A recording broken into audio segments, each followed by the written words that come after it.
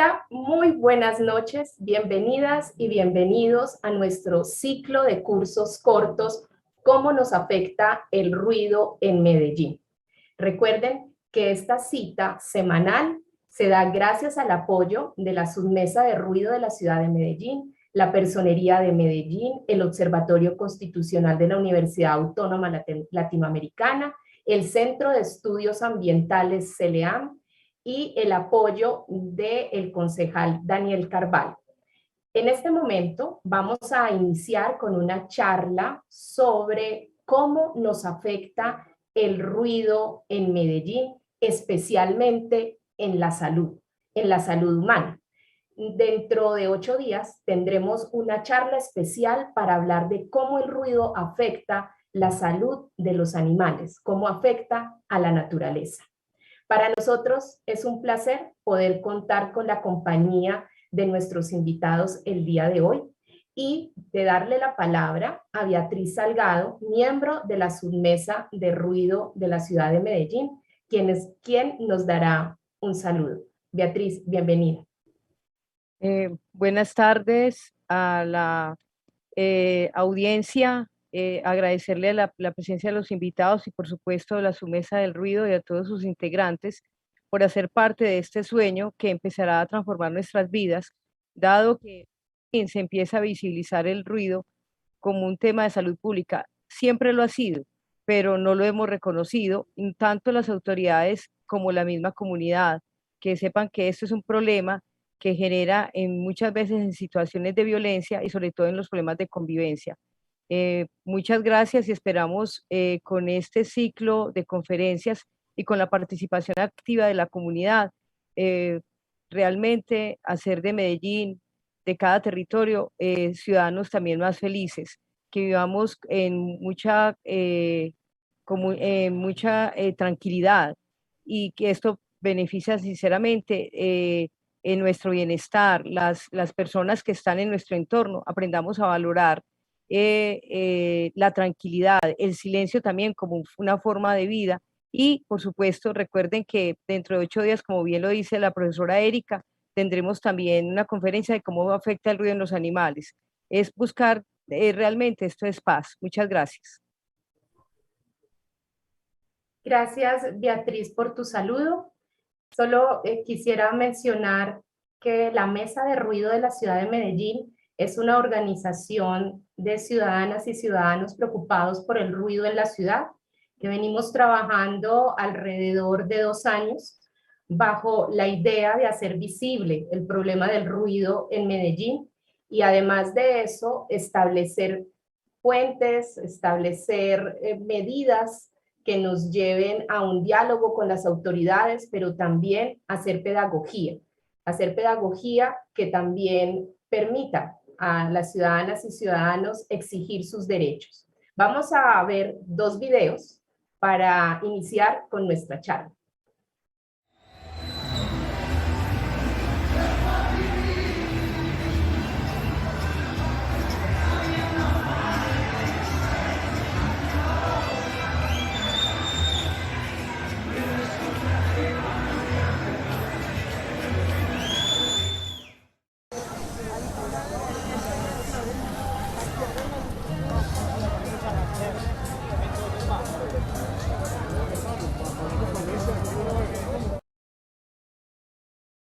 Bien, esta es la situación de nuestra ciudad. Este es 2 sitios emblemáticos de la ciudad donde tenemos un uso principal que es el residencial, pero como ustedes se acaban de dar cuenta, en realidad parecen zonas de recreación, zonas de alta mistura, se diría en el plan de ordenamiento territorial, pero infortunadamente estamos ante unas zonas consideradas para la tranquilidad, para la paz, para la convivencia.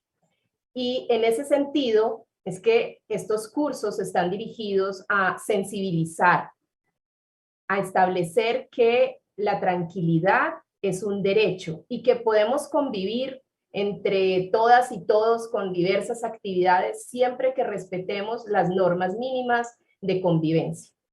Por eso hoy nos acompañan 2 invitados médicos que nos hablarán de los impactos que el ruido provoca en nuestra salud y la importancia de cuidarnos del ruido. Vamos a conversar con el profesor e investigador de la Universidad de Medellín, el doctor Carlos Andrés Villegas. Él es médico cirujano de la Universidad de Antioquia, máster en Ciencias Básicas Biomédicas, área de Neurociencias de la Universidad de Antioquia, máster en Neurociencias de la sede iberoamericana de la Rábida Universidad Internacional de Andalucía, España, y doctor en Ciencias, área de Neurociencias, Corporación Académica de Ciencias Básicas Biomédicas de la Universidad de Antioquia. Está enfocado en las neurociencias básicas y clínicas, ha desarrollado numerosas publicaciones y proyectos de investigación en enfermedades neurodegenerativas. Coordina actualmente el Neurobanco de la Universidad de Antioquia, el cual colecta y preserva material biológico que es usado en investigación. Sus trabajos se extienden en estudios clínicos, genéticos y de biología molecular a grupos familiares afectados con enfermedades neurológicas y enfermedades raras. Para nosotros es un placer tener al doctor Villegas hoy, quien nos va a ilustrar con su conocimiento sobre el ruido y su impacto negativo en la salud. Doctor, bienvenido a este espacio.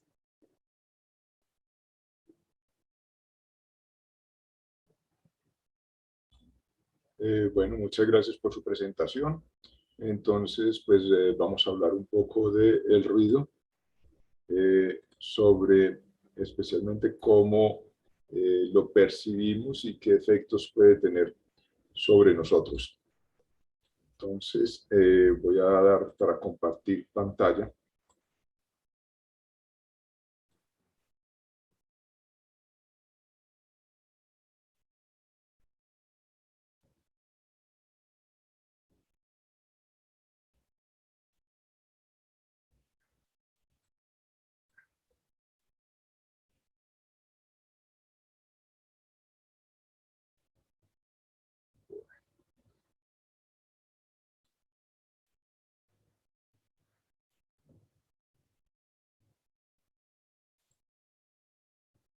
No sé por qué no me está.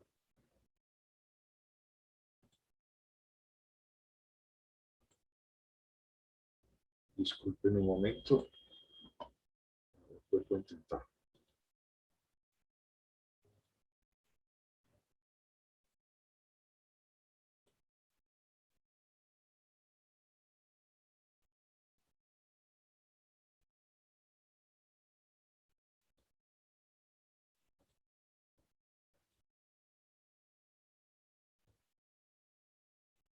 Bueno, yo creo que se está viendo la presentación. Sí, doctor. Perfecto. Esto por acá al lado. Empecemos.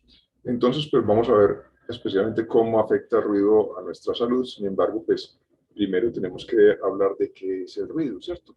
El ruido lo describen de muchas formas. Hablan de un sonido inarticulado que generalmente es desagradable, algunos dicen que es de una fuente humana. Básicamente, el área metropolitana de Medellín habla esta última definición que tenemos, que es un sonido molesto, no deseado, generado por actividades humanas, que provoca efectos sobre la salud o el bienestar de la población. Dice que todo sonido no deseado que altere el estado de bienestar en el ser humano. Básicamente eso es lo que dice el área metropolitana y pues es un poco, se correlaciona un poco con lo que hacen otras definiciones. Si vamos a ver sobre la parte física, o sea, a nivel físico, decimos que el ruido son cambios en la presión atmosférica que se transmiten con una determinada frecuencia y con una amplitud variable a través de un medio. Generalmente, pues en nuestro caso, pues es a través del aire, teniendo en cuenta que es por las variaciones de la presión atmosférica y que son percibidos por el oído. Esas definiciones son más de la Real Academia de la Lengua. Pero entonces, el ruido tiene unas características con respecto a otros contaminantes.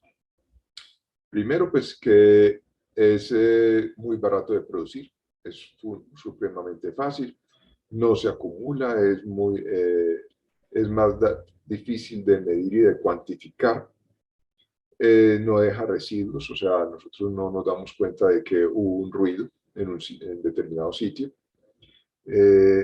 Generalmente tiene pues no se ha observado un efecto acumulativo en el medio, sin embargo, sí produce un efecto acumulativo sobre la salud. Tiene además un radio de acción mucho menor que muchos otros contaminantes. Bueno, realmente el sonido o el ruido lo medimos con una serie de equipos que son sonómetros. Esos sonómetros, pues, gracias a la tecnología actual, pues, en el celular fácilmente podemos bajar aplicaciones que las podemos detectar o cuantificar la intensidad del sonido o la frecuencia de este sonido. El sonido entonces tiene una serie de características. Una es el tono. Si miramos que consiste en una frecuencia, por ser una onda, o sea, el sonido se está propagando en forma de ondas, y la cantidad de ondas que se producen por segundo la llamamos en hertz, y esto corresponde a la frecuencia. Si estamos con un número de ondas muy alta, pues entonces estamos hablando de unas frecuencias altas, y si están por debajo de 20 ciclos por segundo, entonces son frecuencias bajas, o subsónicas o hipersónicas, si son bajas o son altas, respectivamente. Otra característica del sonido es la duración, o sea, es cuánto tiempo persiste la onda sonora. De esa forma podemos decir que el sonido inició en tal punto o terminó en otro punto. Bueno, lo otro es la intensidad del sonido. Es lo que podríamos decir vulgarmente como el volumen en nuestro medio. Es la amplitud que tiene la onda sonora, con la altura que tiene esa onda sonora, que está produciendo entonces un mayor o menor intensidad de la vibración de las moléculas. Usualmente las medimos en decibeles, que es una medida logarítmica, pero también la podemos medir por vatios por metro cuadrado. En física, pues les gusta mucho más esto para determinar específicamente el efecto que está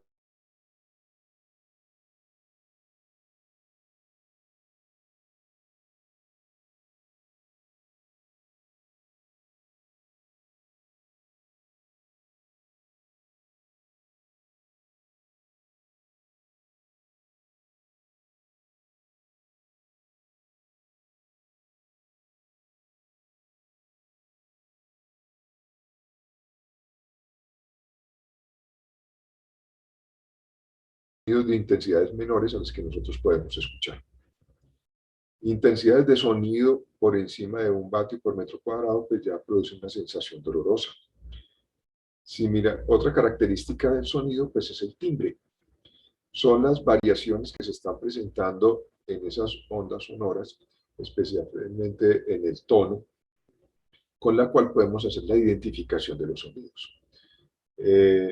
Podemos entonces escuchar un sonido y poder decir que ese es un ladrido de un perro, o que es la voz de determinada persona, o que consiste en determinado instrumento musical. Y así pues estamos hablando del timbre que está produciendo ese sonido.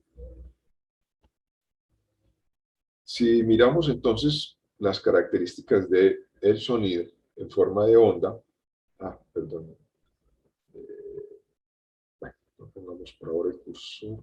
Sí.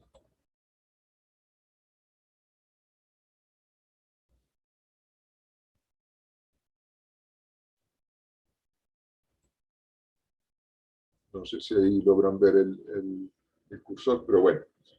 El sonido se puede propagar en dos tipos de ondas diferentes. Unas son unas ondas verticales y otras son unas ondas horizontales. Usualmente por el aire se transmite en ondas verticales, estas de acá. Lo que es en líquidos o en sólidos se transmite de las dos formas. Entonces, si tomamos lo que es la intensidad o sí, la fuerza, digamos, de esa vibración, medida por el tiempo, pues obviamente la altura y la intensidad es qué tan fuerte puede ser un sonido, como dijimos, es básicamente el volumen, y la cantidad de ondas que se puedan presentar por segundo es el tono. También podemos decir en esas características del sonido, entonces, cuándo inicia, cuándo termina, y además las variaciones que se puedan estar presentando en esa intensidad o en ese tono, pues que nos van a dar lo que es el timbre.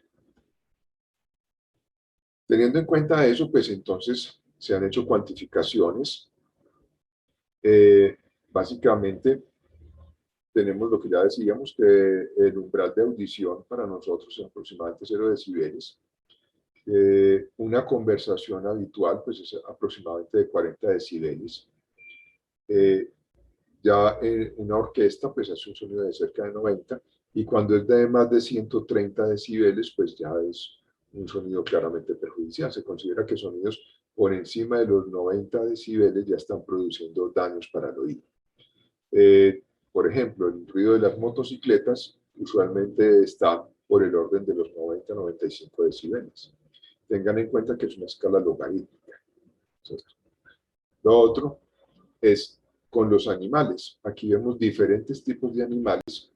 El humano pues está aquí representado ya en la parte más inferior, y en la banda más oscura es el margen más alto de audición. O sea, si se hace un sonido con menor intensidad, en esas frecuencias es donde más fácil lo podemos escuchar. Es decir, el rango de frecuencias que escucha un humano es entre 20 y 20.000 Hz. Muy cercano a lo que ocurre en la audición con los micos, o sea, esto es un macaco, con los cerdos, ¿cierto? Los gatos y los perros tienen unos rangos de audición un poco más amplios. Vemos que esos rangos de audición pues está cerca de los 35.000 hercios. Y el rango, o sea, la parte donde mejor escuchamos está también muy cerca al de los perros y los gatos. Sin embargo, ellos tienen unos rangos de audición un poco más altos. Entonces ahí entendemos que hay sonidos que para nosotros son claramente que nosotros no los estemos percibiendo, pero que pueden estar haciendo daño, y que los animales los puedan estar percibiendo. Entonces es frecuente que veamos animales que tienen una respuesta muy brusca en determinado momento, y nosotros no nos hemos dado cuenta qué es lo que está pasando, y es que pueden estar percibiendo sonidos que nosotros no logramos escuchar. Bueno, no sé qué pasó, pero no me quiere avanzar la presentación.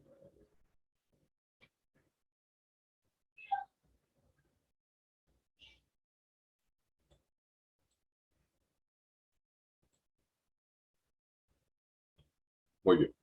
Entonces, si vemos la estructura del oído, y estamos diciendo que son esas vibraciones que están llegando, lo que está ocurriendo es un cambio de energía en el oído. Entonces, primero es captado ese sonido por el oído externo. El oído externo canaliza las ondas sonoras que van a golpear contra el tímpano.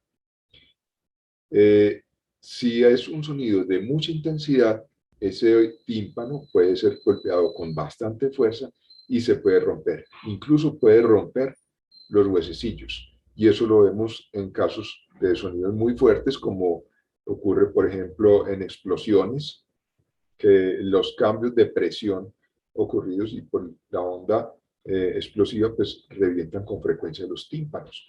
Pero a su vez el sonido también produce ese trauma. Otros efectos importantes, por ejemplo, con los rayos, también puede ocurrir este fenómeno. La parte del tímpano entonces hace una transformación de ese sonido, de ondas vibratorias, de cambios de presión atmosférica por el aire, golpean el tímpano y generan un movimiento que se desplaza por los huesecillos. Ese movimiento entonces va a ser transformado en un movimiento vertical dado por este huesecillo que se llama el estribo y lo está pasando al oído interno, a la parte que llamamos del sistema vestibular y el caracol. Especialmente al caracol se articula con una membranita que se llama la ventana oval y transmite los impulsos a una rampa acá en el oído interno para que después los podamos percibir. Existen unos mecanismos de defensa ante los ruidos y consiste en que cuando tenemos un sonido muy intenso, hay un par de músculos que se unen al estribo, a este hueso de acá, y a este otro hueso, que es el martillo. Cuando percibimos un sonido muy fuerte, entonces se contraen esos dos músculos y aíslan ese sistema auditivo. Y entonces disminuyen mucho la capacidad de conducción del sonido de esta energía hacia el oído interno. En algunas patologías, por ejemplo, en enfermedades en que se produce una parálisis del nervio facial, pues ese reflejo se pierde y no se va a poder controlar o disminuir el efecto de las ondas sonoras que están pasando al oído. Aquí tenemos entonces cómo se ve la membrana timpánica. Esta es una vista externa y esta es una vista interna. Y cómo está pegado el huesecillo, el martillo, a esa membrana.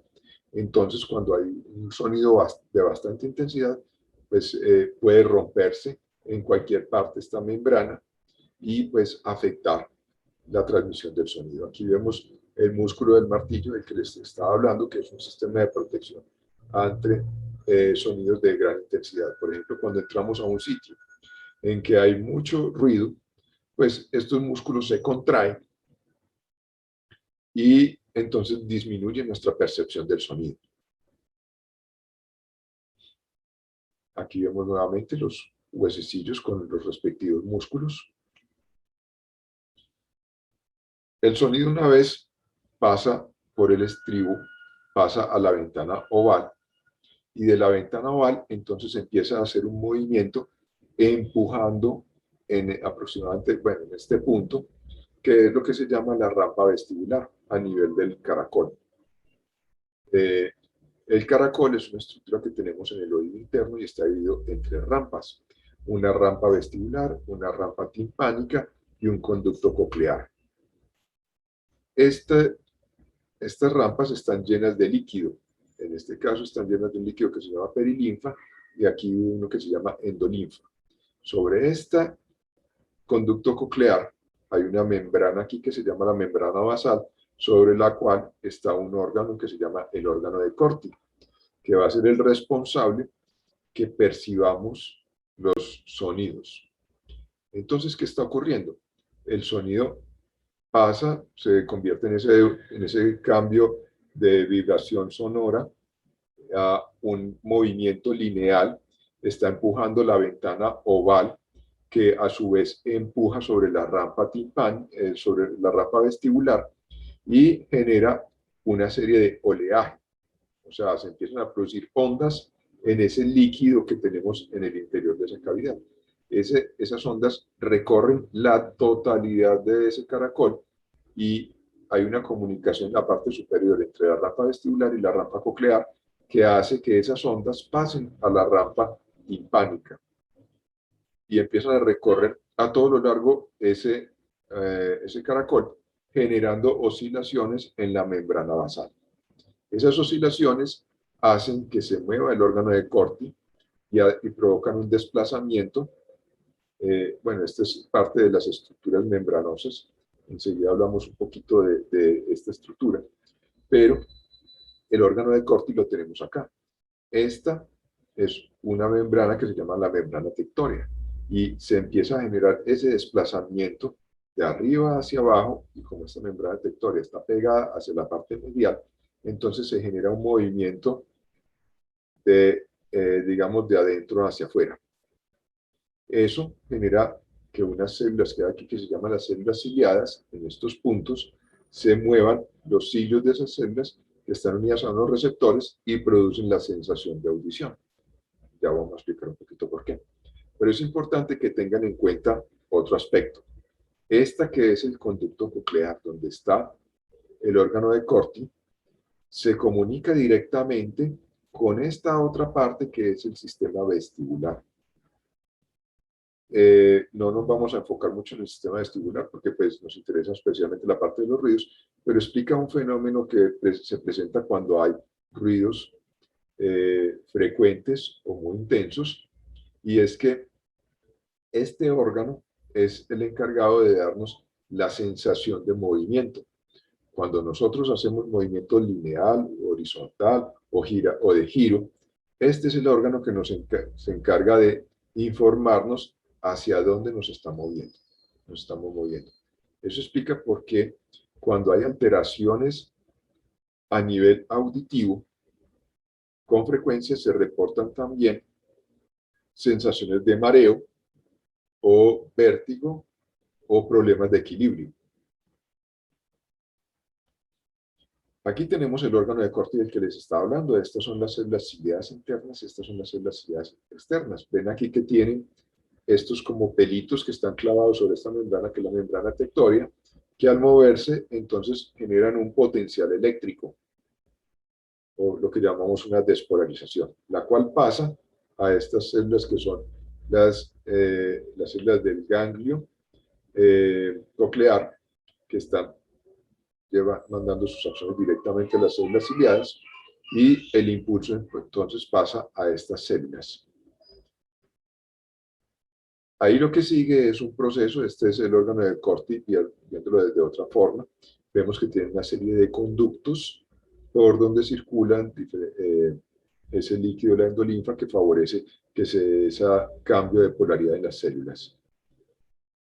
Ese caracol tiene una distribución muy interesante. En la parte basal del caracol, nosotros percibimos las frecuencias más altas, o sea, están las células ciliadas que cuando se estimulan nos dan la sensación de tonos más agudos. Y en la parte más superior del caracol están las células que nos dan para los tonos más graves o más bajos.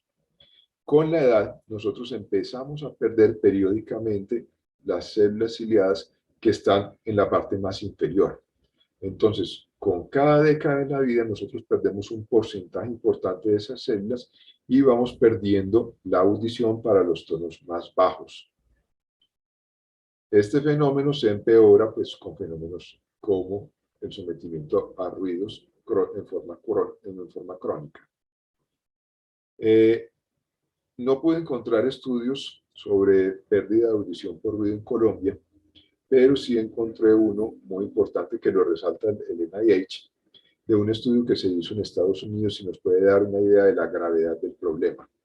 Este es un estudio que ya tiene más de 10 años y se hizo en Estados Unidos. Aproximadamente 10 millones de personas, o sea, un 6% de la población menores de 70 años, tenían, se les hacían pruebas de audición y veían que tenía una pérdida de audición por exposición a ruidos frecuentes. Pero en personas mayores de esa edad, el problema era todavía más alto. E incluso en personas jóvenes, o sea, entre los 12 y los 19 años, se veía que había un porcentaje alto de ellos que estaban ya reportando alteraciones con la audición.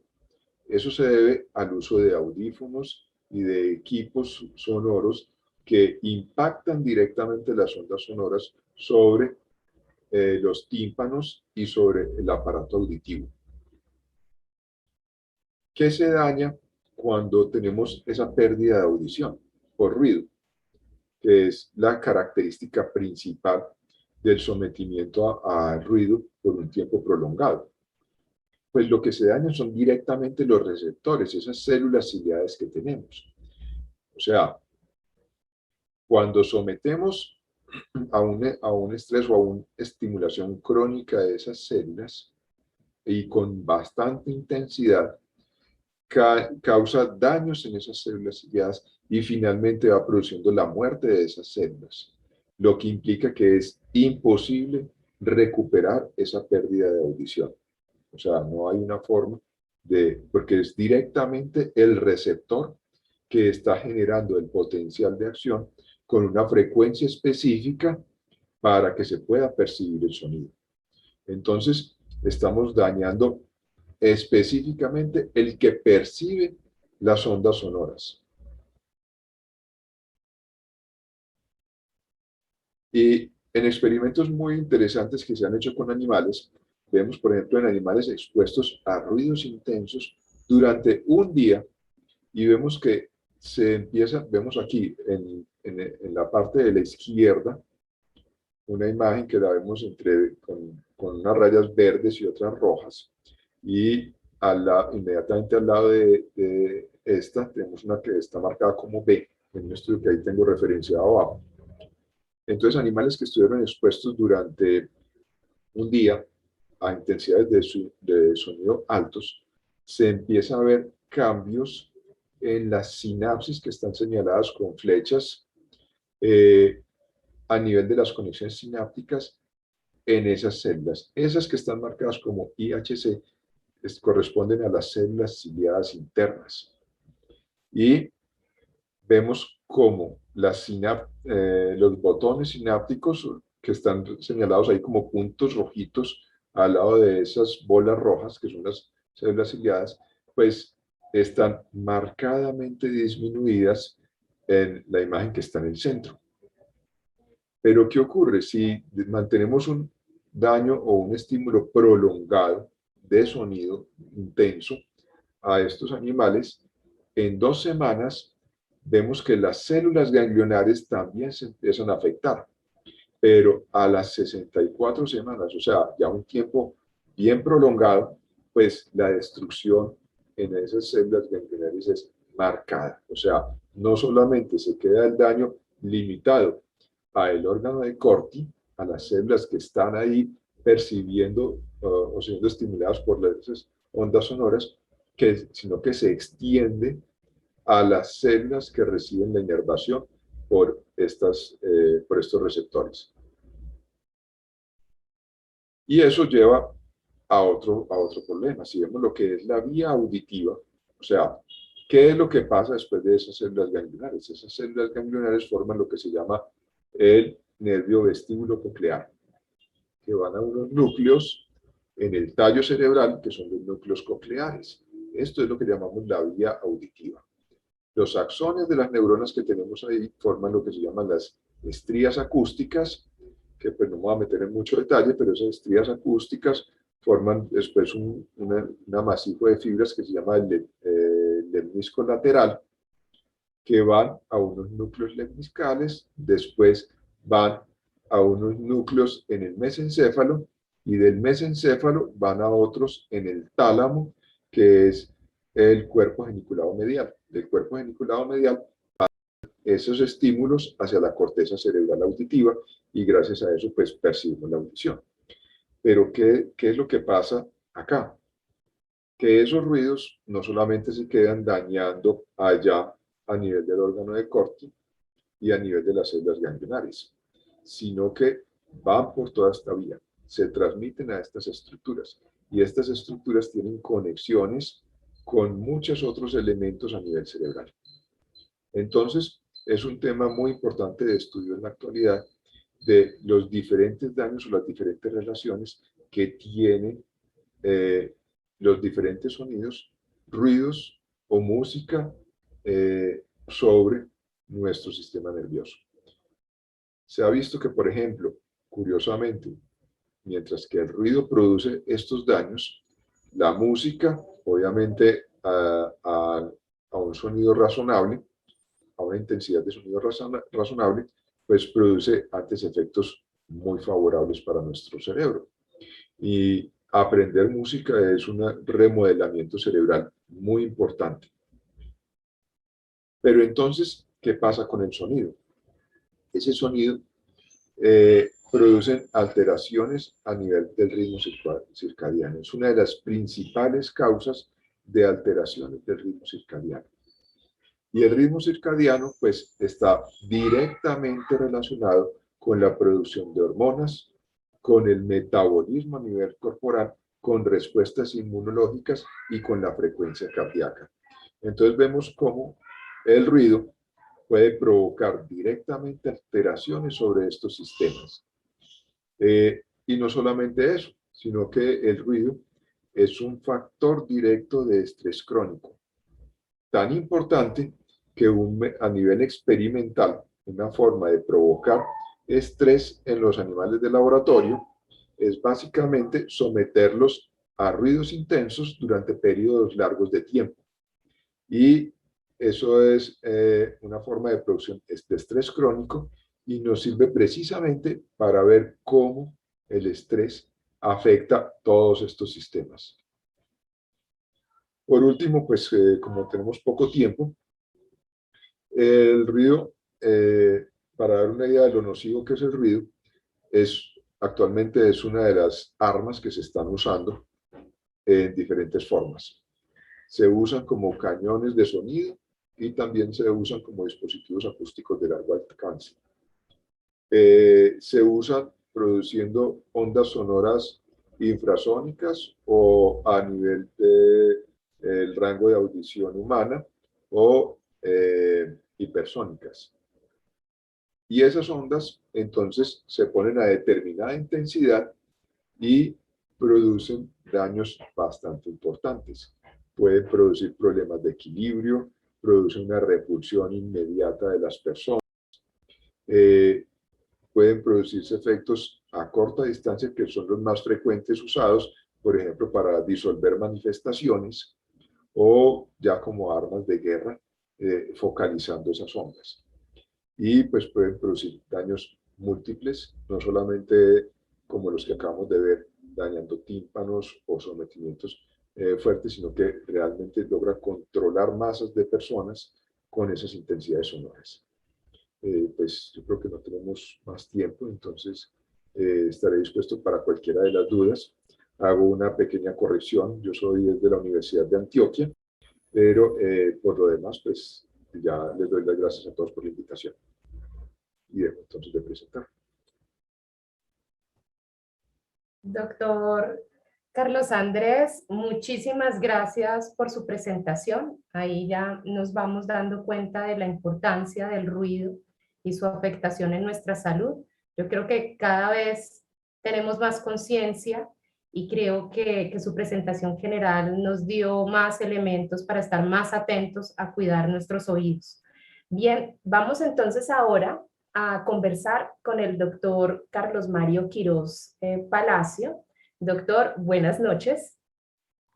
Buenas noches. Buenas noches, doctor. El doctor Carlos Mario es médico de la Universidad de Antioquia, especialista en salud ocupacional de la Universidad de Antioquia, auditor en salud, magíster en salud ocupacional, docente de salud ocupacional de la Universidad de Antioquia, es coordinador de la especialización de seguridad y salud en el trabajo de la Universidad de Antioquia y miembro del grupo de investigación de seguridad y salud en el trabajo de la misma universidad. Doctor, para nosotros es un placer escucharlo. Le cuento, son aproximadamente unos 25 minutos para su presentación y luego haremos una charla para contestar preguntas de nuestro público a través de nuestro canal de YouTube. Muy buenas noches, es un placer trabajar este tema y presentárselo a ustedes. Es un tema de para mí es de mucha actualidad porque está ocasionando mucho problema. El profesor lo acabó de mencionar en una revisión hecha cuando diseñaron la guía de atención en seguridad y salud en el trabajo de hipoacusia inducida por ruido. Una revisión de la literatura que hicieron, encontraron que en solo 9 años se identificó la Organización Mundial de la Salud que las personas afectadas pasaron de 120 millones a 250 millones. Desde solo 1995 a 2004.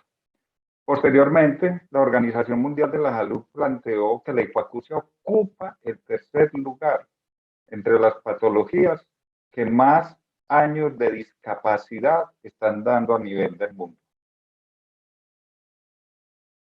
Desde el punto de vista ocupacional, los estudios más juiciosos los tenemos en Estados Unidos. Allí el Labor, creo que es el de California, tiene unos estudios muy completos y ellos encontraron para el año 2002 que en promedio más de 10 millones de trabajadores tenían pérdidas superiores a 25 decibeles. Lo que consideramos nosotros ahí ya que hay una hipoacusia por encima de 25 decibeles, como vamos a ver ahora.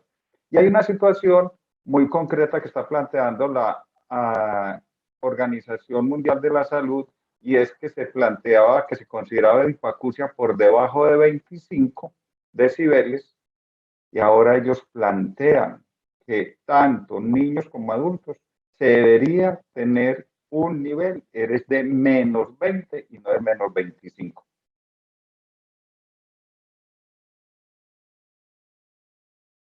¿Qué implicaciones tiene de que haya a nivel mundial tanta cantidad de personas con problemas de hipoacusia? Lo vamos a ver ahora en las manifestaciones extraauditivas que dañan nuestra vida de relación.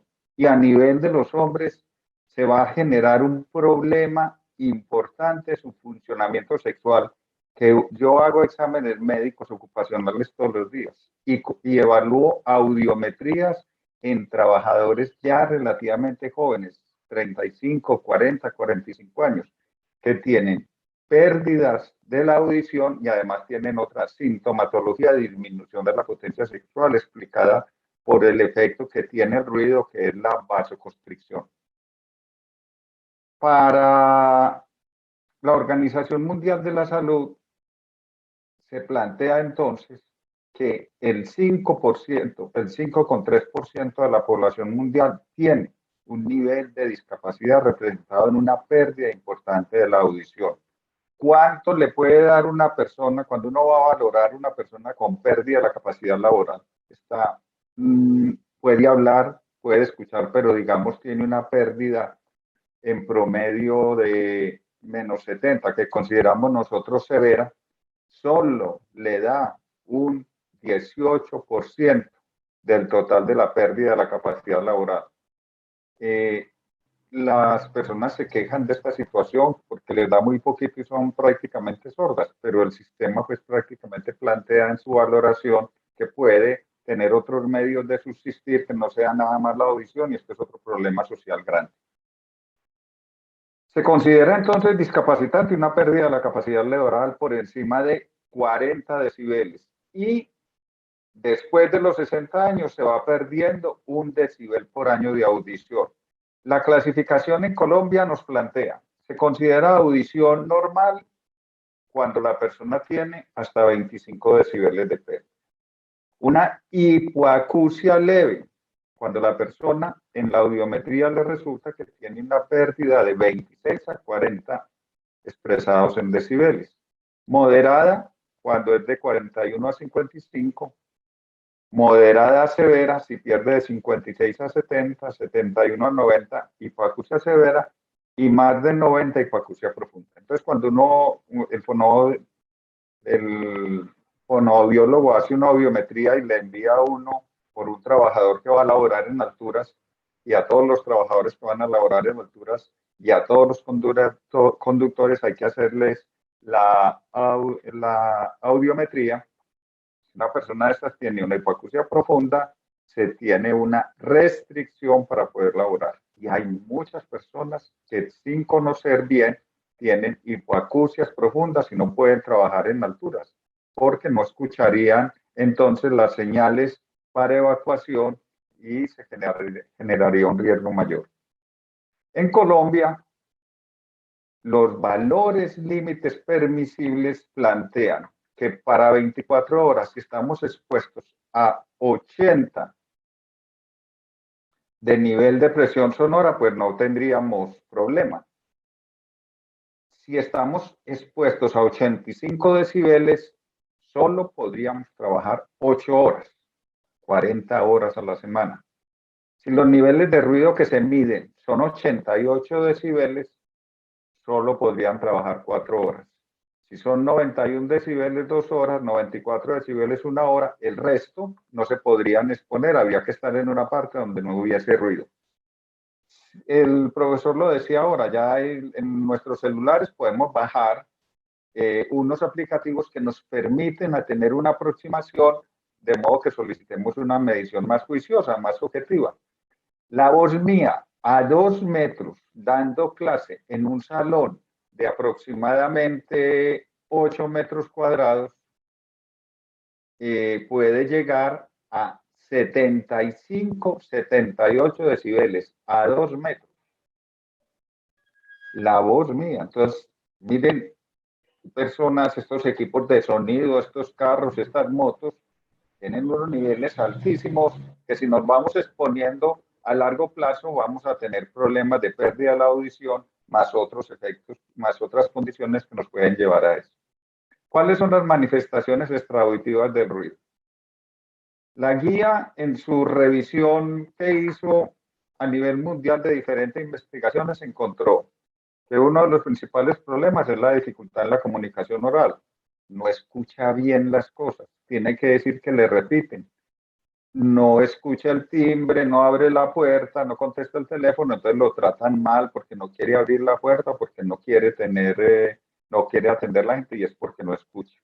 El dolor de cabeza es muy frecuente, la disminución obviamente de la capacidad auditiva y la perturbación del sueño. Hicimos una investigación, uno de los egresados de Seguridad y Salud en el Trabajo, logramos que en 12 discotecas de Medellín nos permitieran evaluar los trabajadores que hacían su función allí después de las 9 de la noche y los administradores, y encontramos que todos se quejaban, que no podían dormir en sus días de descanso. El ruido que tenían llevaba a que en esos días de descanso tuvieran zumbidos, dolores de cabeza, que les impedía descansar bien, que pudiesen tener un buen sueño. Adicionalmente tenemos el estrés, que está demostrado y está revisado, que este estrés que genera el ruido me puede llevar adicionalmente a alteraciones cardiovasculares. Por eso uno de los efectos que se plantea adicionalmente es que el ruido nos produce estrés, el estrés nos va a producir un efecto cardiovascular, pero el ruido también nos va a producir una disminución del diámetro de las arterias, tal como las vibraciones. Entonces las arterias disminuyen su diámetro y el pobre corazón tiene que hacer más fuerza para poder enviar la sangre a todos los tejidos y se manifiesta entonces con hipertensión. Viéndolo en la consulta, uno encuentra que trabajadores de más de 45 años que vienen expuestos al ruido y tienen pérdida de la audición moderada a severa, todos ellos generalmente, sobre todo adicionalmente los que tienen sobrepeso o obesidad, tienen pérdida de la hipertensión y pérdida de la audición. Entonces aquí hay un factor importante para alteraciones cardiovasculares, hipertensión fundamentalmente. También hay fatiga, ansiedad, depresión, el zumbido en forma constante. Cuando usted sale de una discoteca y está cerca del equipo de sonido del bafle, usted llega a su casa con un zumbido, no se le quita sino hasta el otro día o si duerme profundamente. Se disminuye el rendimiento, el efecto del ruido disminuye el rendimiento y es un problema grave porque las personas se pueden accidentar muy fácil, se cansan muy fácil. En una investigación que se hizo en el municipio de Bello, en trabajadores informales que laboraban en las calles, se encontró que había un incremento en el número de accidentes porque las personas se distraían fácilmente y fuera de eso se cansaban, disminuía el rendimiento. Adicionalmente, lo que les venía diciendo, que hay una vasoconstricción, que nosotros lo conocemos como vasoespasmo, entonces esto nos lleva a que el corazón tenga que hacer más fuerza y por lo tanto se da hipertensión arterial. Aumento de las secreciones y el movimiento intestinal, son personas que aunque yo no lo he encontrado en las revisiones, pero se plantea que hay un aumento de las evacuaciones a nivel intestinal. Hay aumento de las secreciones hormonales, la tiroides, la suprarrenal. Uno en la consulta ve frecuentemente ya, primero veía mujeres, ahora ve hombres y mujeres con alteración en tiroides. ¿Y cuál es la causa de esa alteración? Y la disfunción sexual. Recuerden que en hombres principalmente el órgano sexual masculino funciona en los cuerpos cavernosos por vasodilatación, se llenan de sangre y hay erección. Si nosotros o si un trabajador tiene problemas por ruido, hay una vasoconstricción y obviamente se va a manifestar en que no hay un funcionamiento sexual adecuado en el hombre. Personalmente he encontrado y le consultan a uno. O la gente ya sabe, ¿no? Simplemente me tomo la pastillita azul y se me mejora esa respuesta. Habrá que hacer investigaciones, sobre todo acá en Medellín. Yo llevo ya un importante número de trabajadores a los cuales se les ha hecho la audiometría y se les han hecho algunas evaluaciones importantes para ver si de pronto podemos aproximarnos a caracterizar este problema entre trabajadores, sobre todo de la construcción, que es donde más exposición a ruido hay. Hay disminución del apetito, pero no como para rebajar de peso. Hablábamos ahora que hay interferencia con la comunicación y también puede causar distracción y mayor propensión a accidentes de trabajo. La gente se estresa, se cansa. Y son accidentes sobre todo en los trabajadores de la metalmecánica. Como hay tanto ruido y tanto calor, si ellos no se hidratan bien, si no tienen equipo de protección, se cansan muy fácilmente y hay accidentes. Me ha tocado casos de accidentes severos, de aplastamiento, de apuntaciones, en lugares donde hay mucho ruido y llevaban más de 4 horas trabajando. Y una de las causas uno de los peligros que se han identificado es que había ruidos por encima de 95 decibeles durante todo ese tiempo. Se le achaca entonces un peligro a la situación con el accidente de trabajo. También me puede aumentar la frecuencia cardíaca. Al aumentarme la presión arterial me puede aumentar la frecuencia cardíaca, me aumenta la frecuencia respiratoria y se ha identificado que con el aumento de las secreciones gástricas se produce gastritis, hiperacidez. Entonces, hay muchos efectos extraauditivos por el ruido que es importante tener en cuenta. Les venía hablando de la hipertensión arterial. En diferentes investigaciones objetivas lo han identificado, que me encontré recientemente una investigación canadiense donde fue una percepción del ruido y percepción de si tenía la presión arterial alta. Obviamente, pues en las percepciones es muy difícil que una persona le diga, no, pues hay ruido alto si no sabe o si tiene la presión, porque la presión arterial no da ninguna sintomatología generalmente. Encuentra uno frecuentemente en la literatura que adicionalmente el ruido nocturno, aquí se altera de alguna forma lo que se planteaba ahora, ese ritmo circadiano que nosotros tenemos, y se ha asociado el incremento de la presión arterial con trabajar de noche donde hay ruido, por una disfunción en el endotelio que hace que aumente unas hormonas que nos llevan al estrés.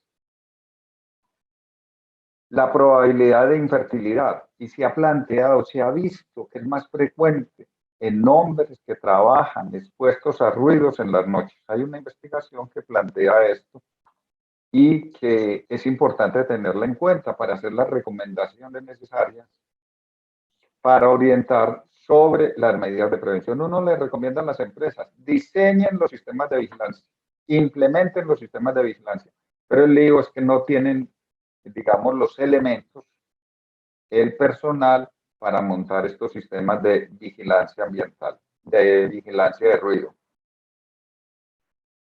Ahí está la referencia bibliográfica en la cual se sugiere que la exposición prolongada a ruido tiene un papel importante en la aparición de la infertilidad masculina. y no tanto en la infertilidad, sino en el mal funcionamiento sexual en personas relativamente jóvenes. Pasa lo mismo que pasa con el mercurio. Con el mercurio hay una disminución importante de la potencia sexual y es común que le consulten a uno. Aquí el problema es que muchas de estas personas que trabajan con mercurio están expuestas a ruido en esos entables donde hay esas moliendas y el ruido es insoportable.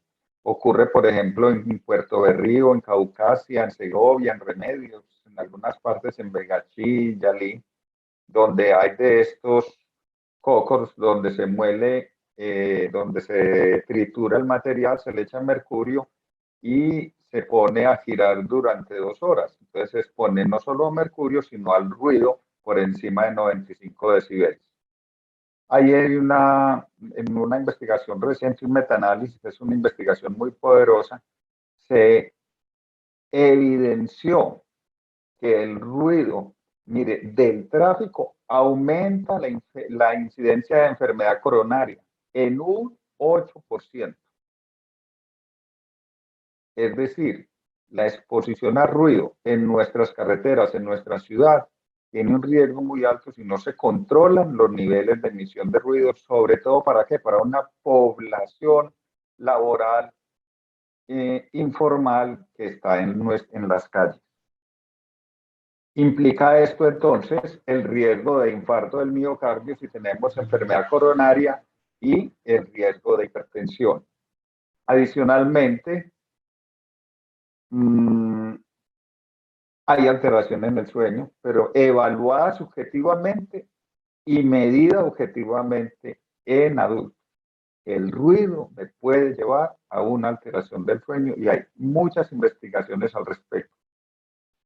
Y una que han estado avanzando mucho es considerar el ruido como un posible factor para el riesgo de sufrir Alzheimer y demencia, sobre todo en adultos que se exponen por encima de 60 años a mucho ruido. Parece que desempeña entonces un papel muy importante, entre otras la explicación es por entre otras, la vasoconstricción, que disminuye entonces el aporte de oxígeno a esas células ciliadas o en general a todo el órgano auditivo.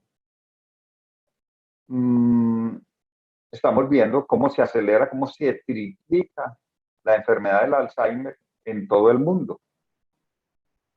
Y el riesgo cardiovascular asociado entonces además a la insuficiencia vascular, es decir, no hay una buena circulación a nivel del cerebro que nos puede llevar a aparición de Alzheimer y a demencia.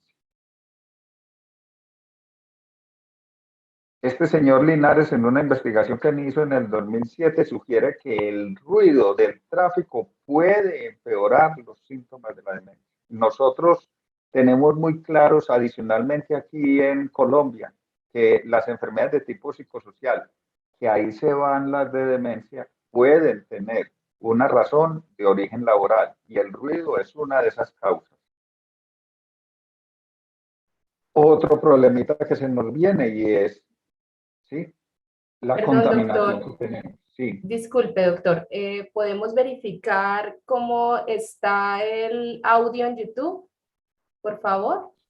Tenemos varios mensajes que no se está escuchando o que tenemos congelada la imagen. Un instantico, entonces voy a Sí, verificar. doctor, yo creo que con usted está bien. Sí, del máster nos pueden decir. Pues espéreme, yo me cambio y me... Sí, ok, muchas gracias, doctor. Doctor Carlos Mario, gracias. Doctor Carlos Mario, ¿será que usted puede retomar lo que acaba de decir, por favor? Que nos quedamos congelados un rato en YouTube. Gracias, doctor. Ahí, bueno, él dice, Sí. el planteamiento con que venía era que muchos investigadores, Gersman, el que vamos a ver enseguida, siguen planteando que el ruido es un factor de riesgo para enfermedades cardiovasculares asociadas al Alzheimer y a la demencia vascular. Por lo que les planteaba ahora, la vasoconstricción. Se cierra la arteria por el ruido y por las vibraciones, porque las vibraciones de las motos, de muchos vehículos también producen vasoconstricción. Estos tejidos mal vascularizados se quedan sin oxígeno, entonces estas células se van dañando más rápidamente. Asociación entonces en el tráfico y el ingreso hospitalario debido a demencia. Lo encontró este señor Linares. Por lo tanto, él sugiere que el ruido del tráfico puede empeorar los síntomas de demencia. Y este otro señor, Tristivian, demostró que el ruido ambiental del tráfico y el material particulado, PM2,5, que lo encontramos aquí en Medellín y en Colombia. Hoy dijeron que Bogotá es la tercera ciudad del mundo más contaminada. Implica entonces que hay un riesgo más grande cuando estos dos peligros se juntan para que haya demencia. Hicieron esto ajustando entonces con la contaminación del aire y este estudio viene desde el año 2016. Con esto entonces se plantea que el Alzheimer es una de las posibles causas del Alzheimer. Una de las posibles explicaciones entonces puede ser el ruido. Y que el estrés por ruido genera una asociación causal entonces, sobre todo en las mujeres más que en los hombres. Vamos a detener aquí y ahí queda la referencia donde este autor llama la atención sobre la contaminación del aire, el ruido, y le agregan la falta, ellos lo llaman falta de verdor, la falta de ese paisaje verde. Tenemos ciudades llenas de cemento, de muros, y no tenemos árboles, y parece que han identificado que esa falta del verde de los árboles y todo eso tiene una relación con la aparición del Alzheimer. Bien, el problema de la falta de sueño siempre se ha asociado con alteraciones cardíacas, con alteraciones metabólicas.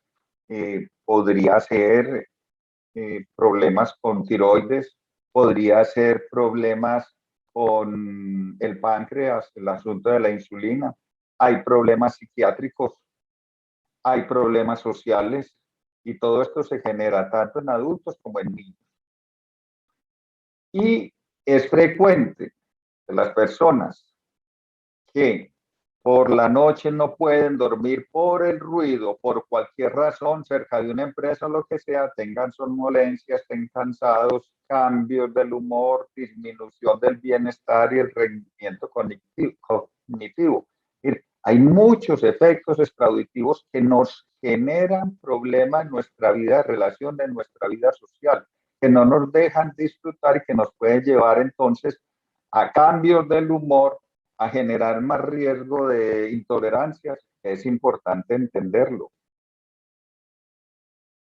Bien, esto ya es una parte que uno debe descartar como médico cuando identifica problemas de pérdida de la audición, por ejemplo, en trabajadores que tengo un problema de lo que el profesor les planteó ahora en el oído medio, que eso se cicatrice, que se engrose y no permita que pase bien la vibración.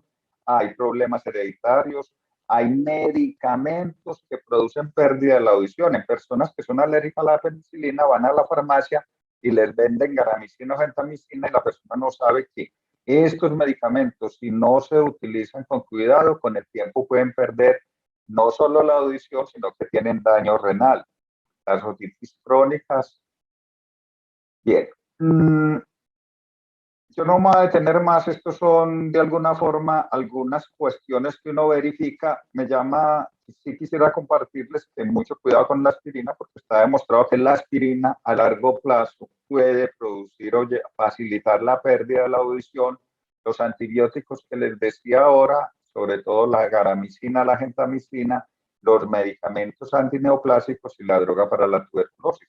Para nosotros es muy claro y tenemos que hacer los ajustes por kilo de peso, porque los pacientes que reciben isoniazida y otros medicamentos para la tuberculosis tienen pérdida de la audición.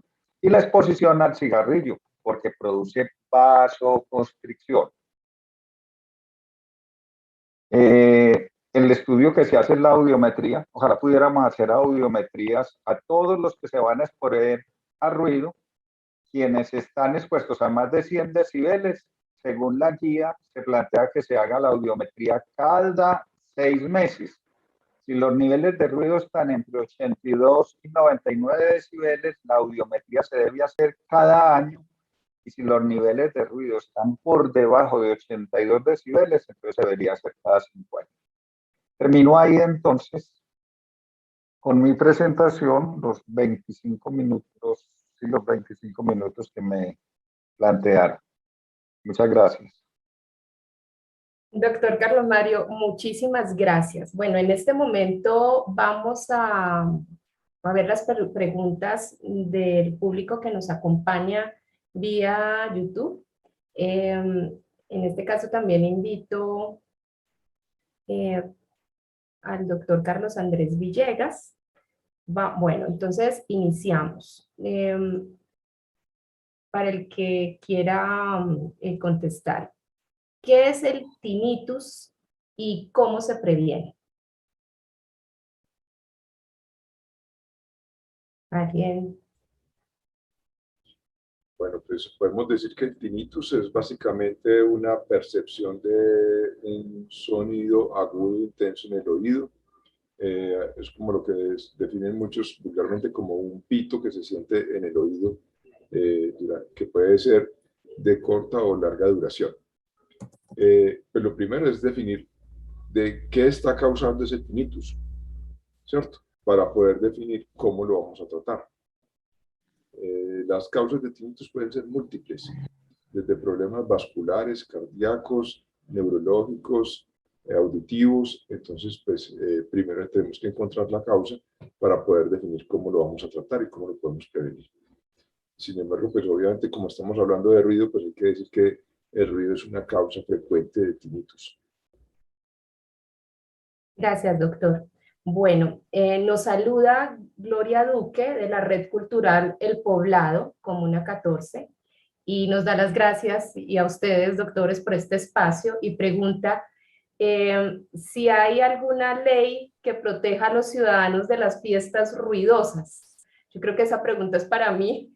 Bueno, uno podría decir que es el código de policía, ¿no? En ese caso estaríamos hablando de el ruido provoca, en ese caso, una alteración de la tranquilidad y la convivencia pacífica. Muchas gracias, doña Gloria, por escribir su pregunta. Bueno, nos preguntan por aquí, ¿existen estudios que puedan dar a conocer diferencias de comportamientos, enfermedades o daños a poblaciones expuestas que habitan en lugares ruidosos, tanto zonas urbanas como rurales? ¿Estudios especiales?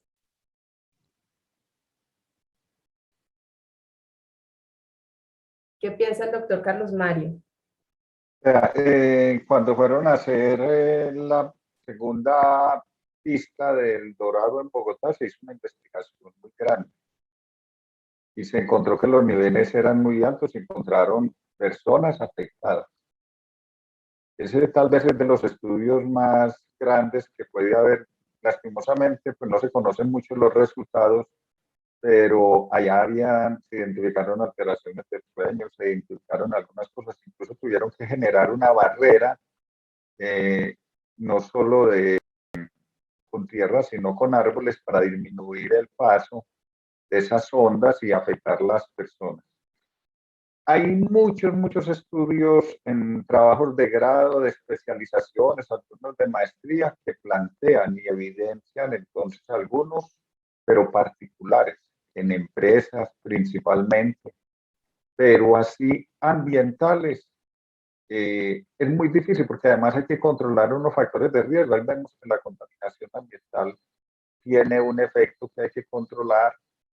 Algunos factores personales, algunos factores hereditarios, algunos factores de consumo de medicamentos. Entonces es muy difícil. Pero estudio importante así en Colombia que ha sido publicado o que haya hecho que yo conozca es ese. No sé el doctor Villegas si tiene alguno.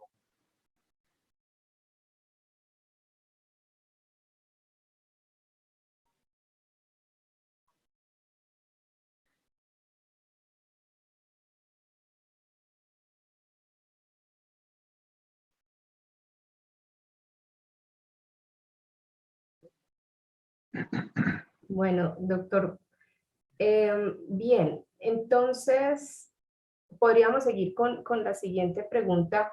¿Está asociado el ruido con la demencia senil? La investigación plantea que si la persona que tiene demencia acelerada se ha expuesto al ruido, el ruido puede ser uno de los factores que aumenta la intensidad o la magnitud o la gravedad de la demencia senil. Entre otras cosas, pues por muchas razones, la mala circulación. Entonces, pareciera que tuviera que ver en eso, y hay investigaciones en Europa que así lo plantean. Impresionante.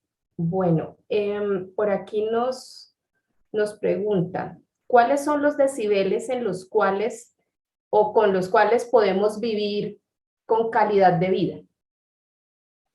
Menos de 80 decibeles. Para las normas, para los americanos, las normas ANSI plantean que nunca se debe pasar de 80 decibeles.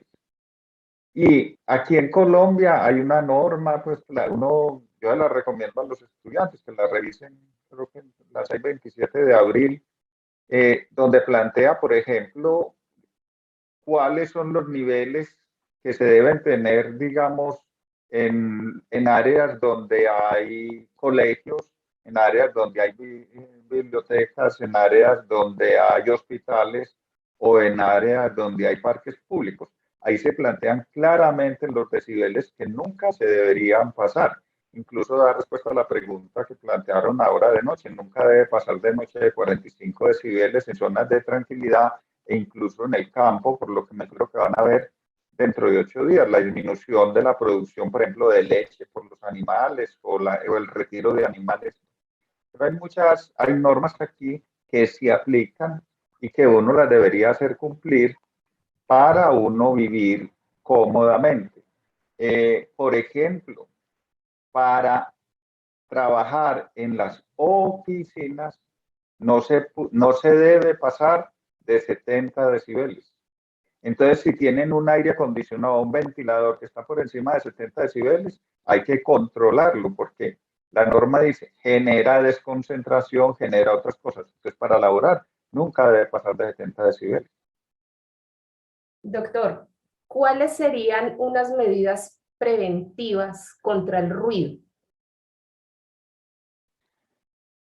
Yo creo Bueno, que de pronto puede ser que se estén refiriendo a momentos donde uno esté expuesto, ¿no? Al ruido, podría ser en el trabajo, tal vez al entrar a lugares ruidosos, imagino yo. vea, uno recomienda primero que las medidas tienen que ser de control de ingeniería y de control administrativo, antes que entrar a medidas de los equipos de protección personal que no son tan efectivas y son más costosas. Entonces, dentro de las medidas de control de ingeniería es, hombre, controlemos la máquina que hace mucho ruido, echémosle aceitico, anclémoslas, cambiémoslas por máquinas menos ruidosas. Los vehículos, por ejemplo, me preguntarán, entonces un bus, entonces cambiemos esos buses o exijamos que controlen el ruido, que la máquina tenga buen mantenimiento.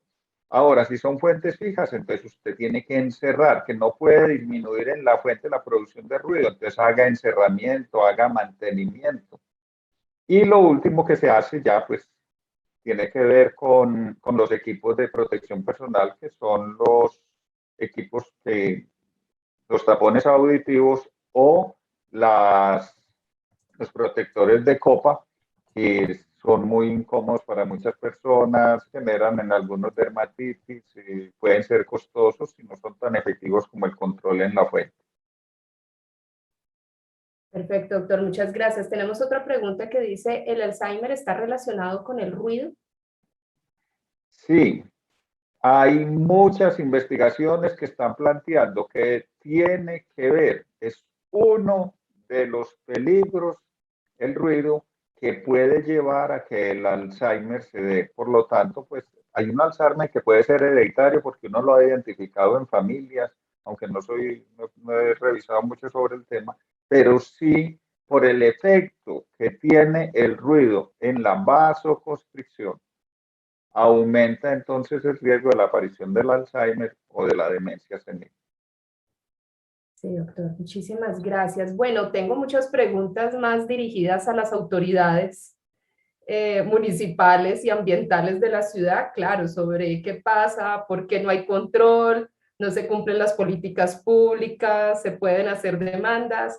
Yo creo que estas preguntas las podemos contestar en los próximos cursos, incluso donde vamos a invitar a las autoridades de Medellín, y habrá un curso especial sobre acceso a la justicia y herramientas prácticas, es decir, bueno, qué hacer con los problemas que tenemos a diario y que la llamada al 123 no es efectiva.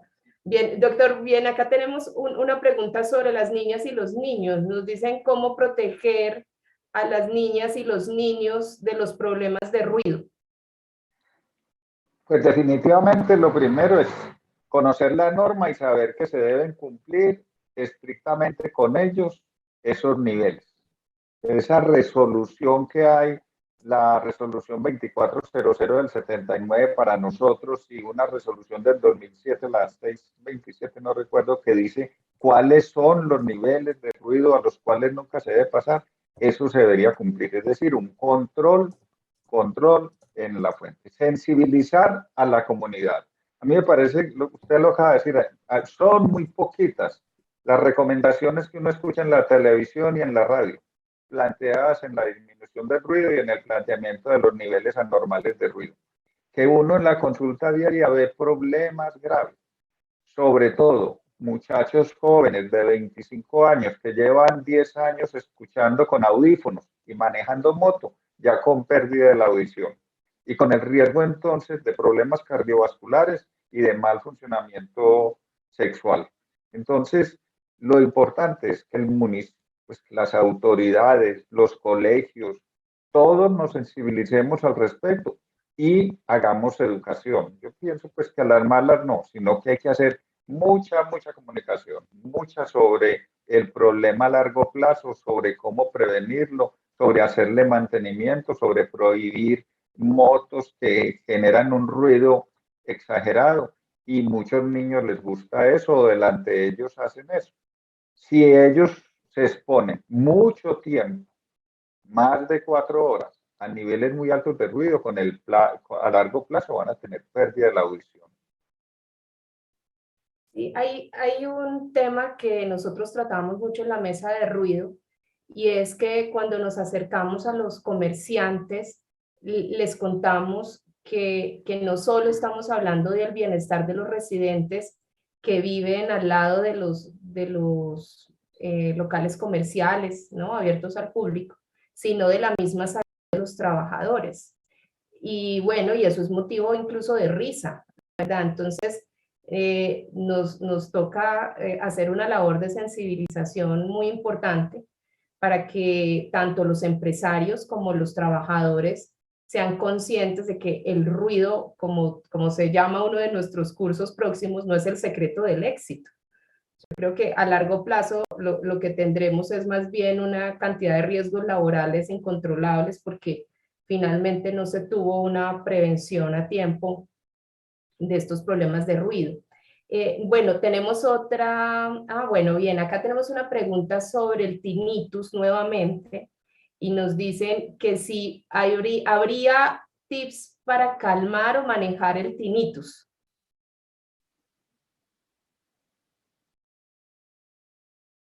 Doctor Villegas. Doctor Villegas, ¿será que yo creo que la conexión está regular? Doctor Villegas, ¿nos escucha? Mire, vea, yo, mientras el doctor Villegas contesta, él mismo lo planteó ahora, hay que identificar las causas del tinnitus. El tinnitus puede ser por estrés, el tinnitus puede ser por un problema cardiovascular, el tinnitus puede ser por un problema orgánico allá en el oído. Entonces, el otorrino tiene que identificar definitivamente. Y que haya un tip así especial para reducirlo, pues yo no lo conozco. Han avanzado mucho en eso, pero sí sí tiene que identificarse la causa para poder hacer un manejo adecuado de las recomendaciones. Le empezó el tinnitus, consulte al otorrinolaringólogo para que haga, descarte la posible, identifique la causa y haga un manejo adecuado. No sé si el doctor Villegas tiene algo adicional.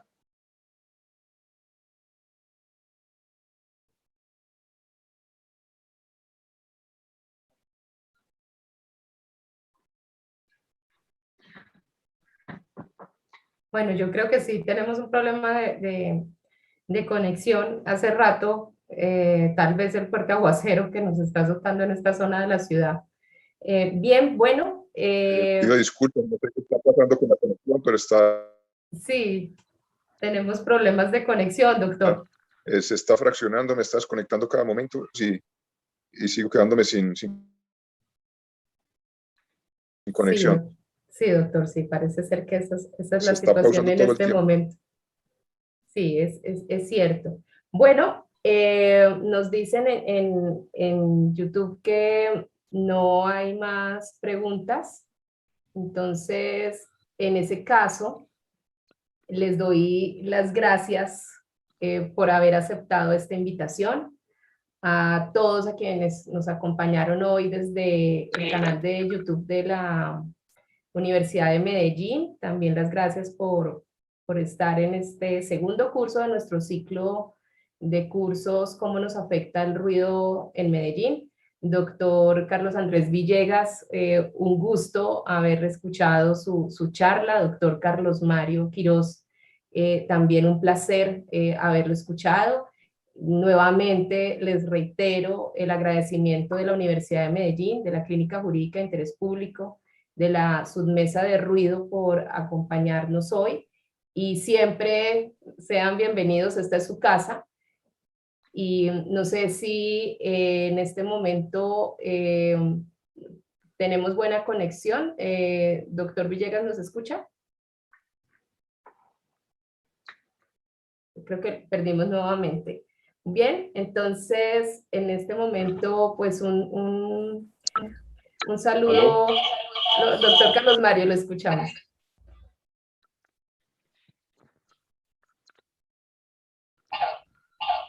Y seguimos teniendo problemas de conexión. Está terrible la conexión. Ahí, perdón, me acabo de poder volver a conectar y pues me da pena con el doctor Quirós que lo dejé todo el tiempo con las preguntas y se me fue el sonido, se empezó a congelar. No sé si hay varios que les está pasando lo mismo, pero intenté con varios equipos y se repetía el problema. Sí, sí, doctor. No, yo creo que incluso el doctor Carlos Mario tiene también ahora problemas de la conexión. Solamente reiterar nuestro agradecimiento, doctor, por haber estado con nosotros esta noche. Esperamos que no sea la única y última oportunidad que nos vuelva a acompañar en estos espacios para conversar sobre el ruido. Muchas gracias a ustedes. Y ahí nuevamente disculpas por el problema de conexión. No se preocupe, doctor. Bueno, y a ustedes una feliz noche y los esperamos con nuestro tercer curso, el ruido, cómo afecta a la naturaleza. Buenas noches.